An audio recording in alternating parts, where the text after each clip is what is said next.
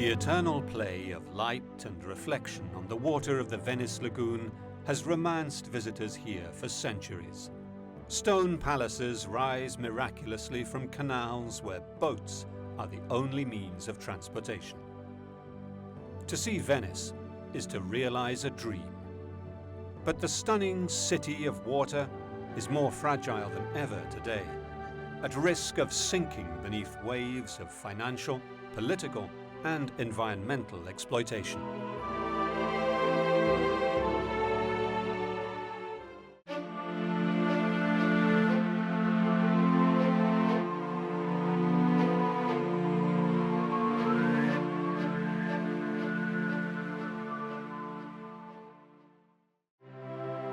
Venice, the city of light and water, is sinking slowly under the sea, crumbling under the effect of waves and mass tourism. However, scientists, activists, and entrepreneurs are trying to stem the tide of decay. One of the most important Venetian monuments being saved today is the Rialto Bridge, cracking and breaking up due to its age and heavy use. A complex €5 million renovation is being paid for by Renzo Rosso, owner of the brand Diesel Jeans. The Rialto Bridge was an easy choice because it's one of the most important monuments in the world. It is the city I studied in, the most beautiful city I know in the world, and so it seemed to be like a good thing to make a contribution to this city that I think I belong to. Ironically, this most romantic city of them all faces deadly threats from the very element that brought it wealth and power, the sea. The seabed of the lagoon is getting flatter. With every passage of a ship, we lose a piece of the seabed of the lagoon, and that is a lagoon that is no longer able to resist the sea. This city depends on the well-being and the health of its lagoon. Without the lagoon, there will be no Venice. The Italian government has found it hard to finance urgent upkeep of its stunning cultural heritage. But private sponsors also struggle to cut through the layers of red tape necessary in order to lend a hand. The most difficult part was the selection of contractors and getting all the quotes from each construction company. And the frustrating part is seeing that things go forward very slowly, with a lot of bureaucracy. Italy has the highest number of UNESCO World Heritage Sites of any country in the world. Entrepreneurs are throwing money at monuments to do a job that the Culture Ministry cannot afford. The Trevi Fountain in Rome, the Spanish Steps, and the greatest monument of them all, the Colosseum, are all being renovated and prepared thanks to private sector donations.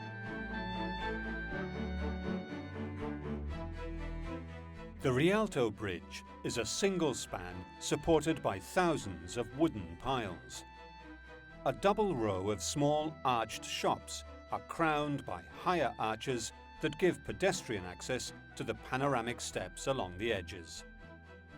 A bridge of rare beauty, it is crossed by most of the 20 million tourists that visit Venice every year. Foot traffic and the bumping of transport and travel trolleys has taken its toll on the iconic landmark.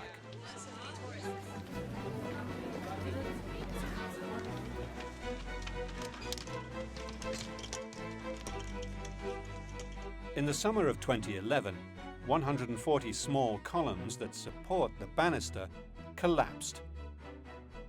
Concerned city officials installed hundreds of sensors to measure the minuscule movements that are causing cracks in the stonework. Now the race is on to save Venice itself, already a mere shadow of its ancient glory.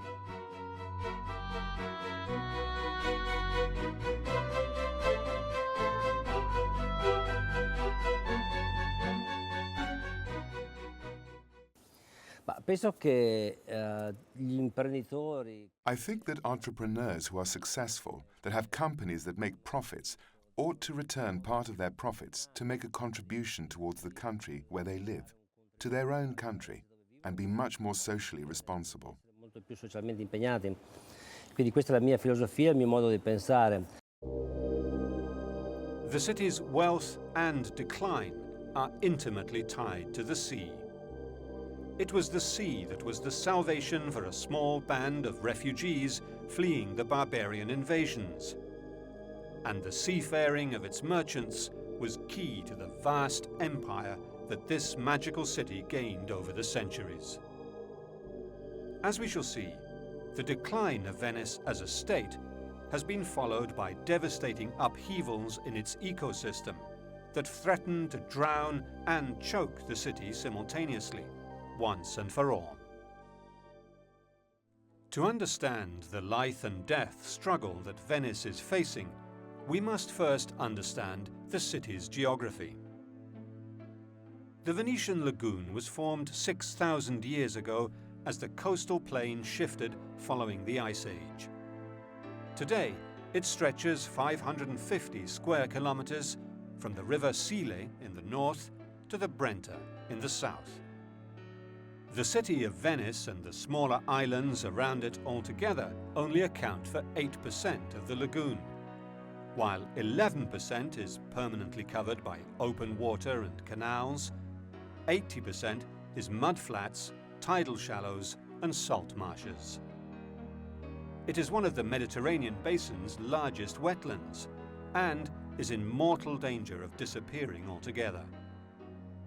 Laura Sabadin is a historian and guide who has watched Venice change over the years.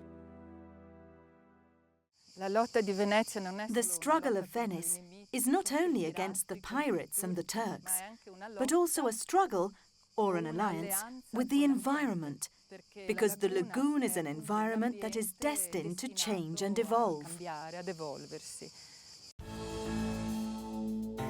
Today, new deep channels have been carved into the seafloor to enable tankers and cargo ships to reach the industrial port of Marghera and the city of Mestre. These channels and the ships that navigate them today pose a massive threat to the city's environment. The three inlets to the lagoon, the so-called port entrances, have been excavated. They are no longer 3 or 4 meters deep as they once were. Today, they are almost 15 meters deep to allow access to larger and larger ships, cargo ships and cruise liners. Water is channeled into these deep canals, such as the so-called oil tanker channel, and the force of the water erodes, flattens the lagoon floor. Some perceive the mega cruise liners that enter the city and sail right up to St. Mark's Square as one of the major threats to the survival of Venice and its population. During a high-season weekend such as this, there are up to 7 of these sea monsters, floating housing blocks, floating cities.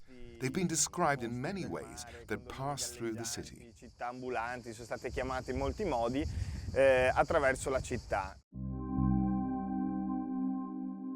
A flat lagoon surface makes flooding faster and yet more devastating. The catastrophic events known as acqua alta, high water, destroy brickwork, rot wood, rust iron, and are more and more frequent, despite the barriers nature and the Venetians have placed in their way.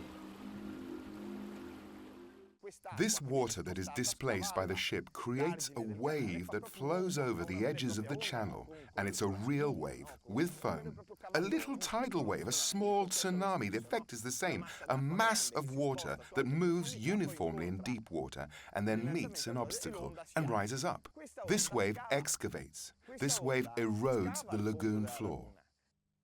The decline of Venice seems inevitable, as this electronic display of the city's diminishing population in a shop window close to Rialto Bridge shows. Just a quarter of its population at the height of the city's power.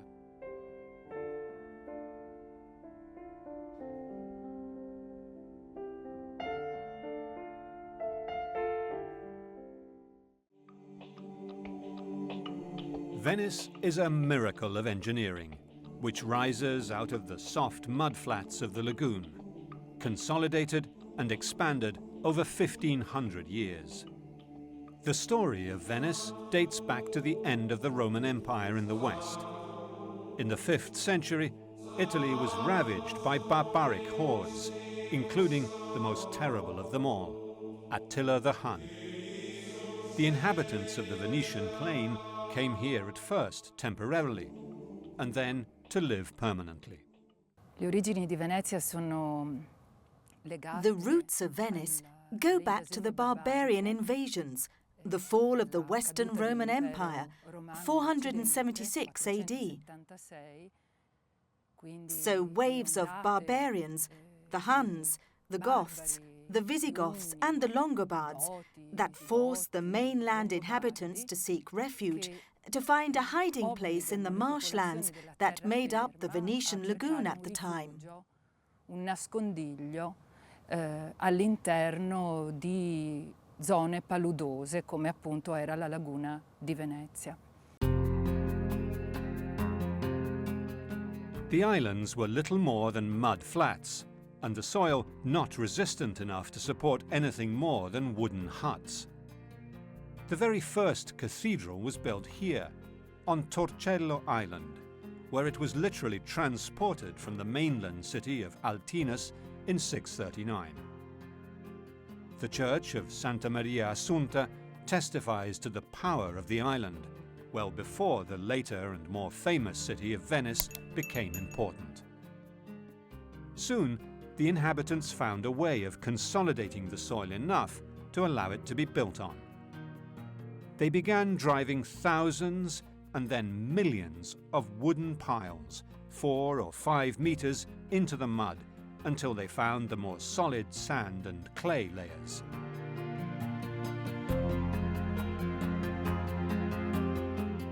Engineer Alberto Lionello of the Corilla Consortium of Venetian universities provides key expertise on restoring Venetian buildings.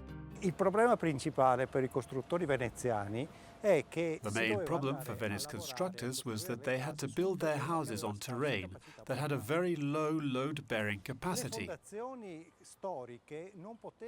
They could not build very deep. So they tried to consolidate this clay that was not very solid by sticking wooden piles into the earth. Andando ad infiggere sul terreno delle palificate lignee. Professor Guido Biscontin is a chemist and colleague. Il terreno quindi esiste, ma è un The terrain exists, but it is a fluid. So what all these wooden piles do is to consolidate the terrain. It's like having a chocolate pudding and putting many toothpicks in it. Both together, they contribute to the mechanical solidity, and this includes the water in our case. Tutti e due, compresa l'acqua nel nostro caso. The wooden poles were kept underwater, and the brackish water slowed down the process of oxidization, or rotting, while any decay in the wood was replaced by the surrounding mud, providing solidity for the foundations. The system of wooden piles, however, is fragile and uneven. The leaning church bell towers of Venice show how subsidence over the centuries has been one of the city's greatest problems.